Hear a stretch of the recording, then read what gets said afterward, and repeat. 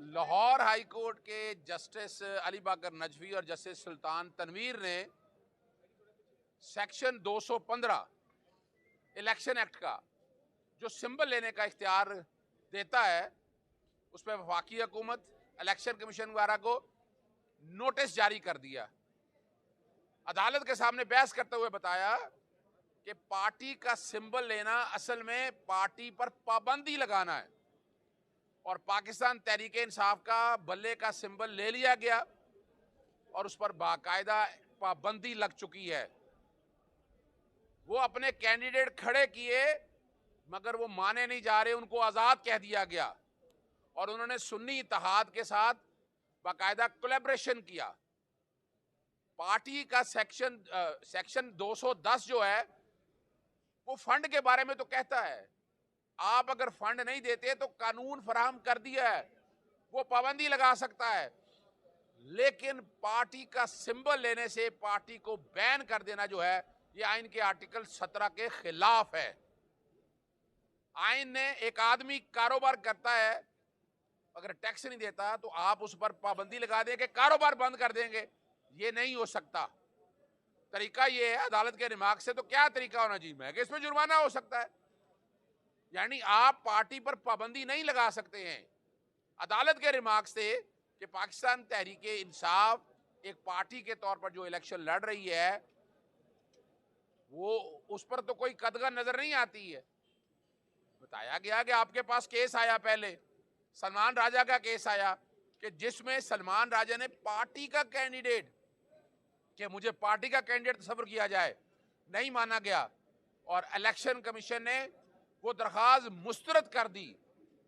इस बात का सबूत है कि इलेक्शन का सिंबल लेने से मुराद ये है कि पार्टी पर पाबंदी लगा दी जाए।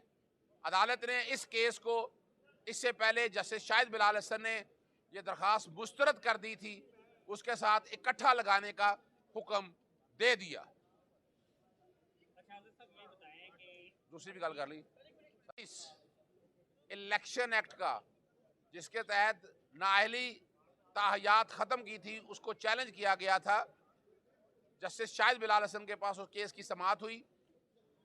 अदालत को बताया कि सुप्रीम कोर्ट ने फैसला दे दिया है, उन्होंने आर्टिकल 62(1)(f) की तो तशरीह कर दी है, लेकिन 232 जो 5 साल लिमिट कर रहा है अहलियत को, वो ये नहीं कर सकता।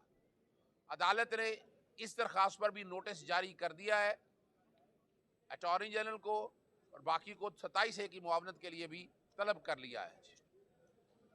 तीसरा जो बड़ा अहम इशू है, हमारे यहाँ अस्पतालों की वेस्ट जो है वो किस तरह इस्तेमाल होती है डिस्पोजल बनाने के हवाले से, उसका एक कॉन्ट्रैक्ट दिया गया और कॉन्ट्रैक्ट बहुत महंगा दिया, 140 रुपये किलो, जबकि वो 115 रुपये किलो में पहुंचाने तक का सारा शामिल था।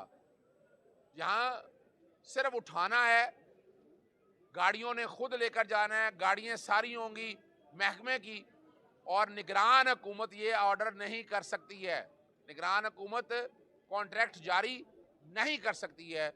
अदालत ने इस पर भी नोटिस जारी करते हुए 15 दिन की समाअत मुलतवी कर दी है और इस अवार्ड को मुंसलिक कर दिया है कि जो फैसला अदालत करेगी। हाँ जी,